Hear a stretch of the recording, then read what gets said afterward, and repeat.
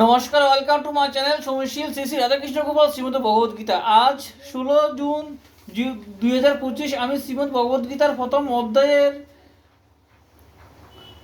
দ্বাদশ শ্লোকের ব্যাখ্যার 15 পৃষ্ঠার কিছু অংশ পাঠ করছি। শ্রীমদ ভগবদ্গীতা কি জয়, শ্রী শ্রী রাধাকৃষ্ণ গোপাল শ্রীমদ ভগবদ্গীতা কি জয়। রাধাকৃষ্ণ রাধাকৃষ্ণ রাধাকৃষ্ণ।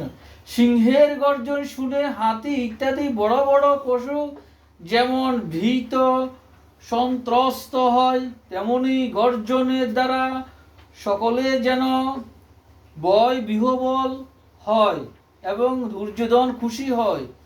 এই ভাবনার দ্বারা পরিচালিত হয়েই ভীষ্ম সিংহের মতো গর্জন করে জোরে শঙ্খ বাজিয়েছিলেন।